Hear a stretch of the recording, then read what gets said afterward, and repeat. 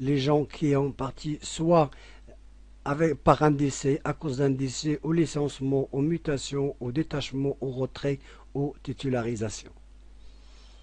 Il y a aussi l'indemnité de caisse. Pour entrer dans ces détails, il nous fallait beaucoup de temps, donc je passe rapidement. Codification des exceptions, c'est-à-dire, par exemple, les matricules des Mudir Diwan, chargés d'émission, les avocats, parce qu'ils ont un traitement spécial. La configuration, je dois configurer dès le début, comme je vous ai déjà dit.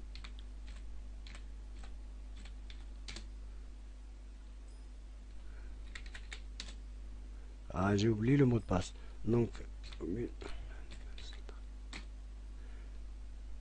Donc ici, la codification. Je dois codifier le taux de secteur normal, secteur mutualiste, secteur double, secteur commun double, CMR, le taux de CMR avec le coefficient, le RCR, indemnité de résidence, supplément de salaire et TPS. Chaque fois qu'il y a une modification de ces taux, je dois saisir le taux, le nouveau taux, et je fais le calcul automatique qui va remettre en place toutes les données, les GR, les CMR et les AMO et les mutuelles convenablement.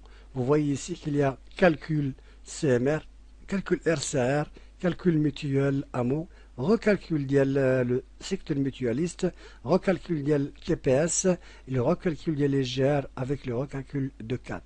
Ici, on spécifie état de mode de calcul, soit calcul de paye automatique, soit débiteur standard, état standard, bulletin standard. Ici, les modifications, chaque modification, je dois saisir un mot de passe pour modifier les calculs de paye automatique au débiteur ou des états standard.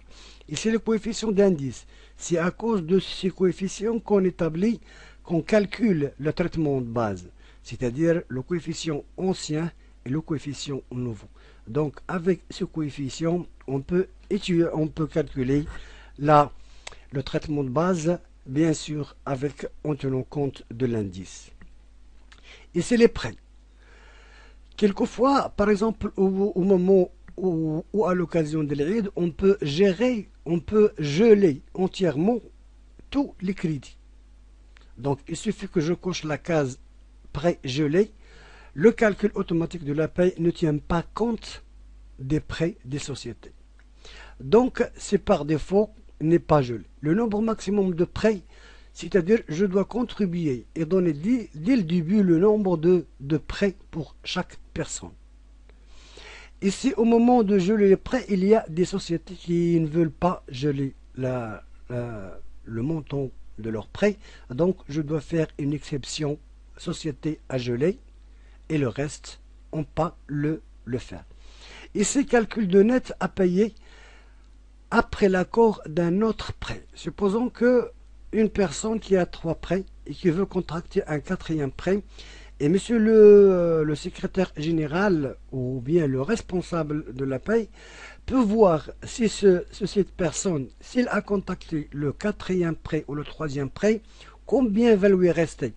Normalement, il doit lui rester 30% de son salaire. Donc, il va faire la catégorie, puis après le matricule qu'il va chercher, il va lui donner le prêt existant et le montant du prêt en plus qu'il va octroyer et qu'il va demander, total des prêts, c'est-à-dire le prêt ancien avec le nouveau prêt, il va calculer l'IGR et le net à payer. Le net à payer, c'est lui qui doit être plus grand ou égal à 30%. Et pour cette raison, le responsable prend la décision, est-ce qu'il va signer la demande de prêt ou non. Les allocations familiales, ici on dit que les 3 premiers enfants, 200 dirhams pour chaque enfant, les 3 derniers enfants, 36 enfants. Âge, certificat de scolarité, 21 ans. Les maladies, donc on tient compte de maladies incurables ou de son travail. Ici, les identités, c'est-à-dire l'identité des comptes qu'on veut établir des mandats ou des bordereaux d'émission Cette compte entre en détail pour l'établissement des mandats. Les comptes de mutuelle, de secteur commun, c'est l'AMO, le CNOBS, le mutuel général, le secteur l'AMO, le secteur général, le numéro de CCCD, aussi avec les banques Fondation Hassan II, Wafa Bank, aussi le numéro de mandat, le Fondation Hassan II, le numéro de mandat RCR, le code de la commune, le code des temporaires et titulaires, ça c'était avant, mais maintenant non, parce qu'il y avait 35 et 36 et 37 avant.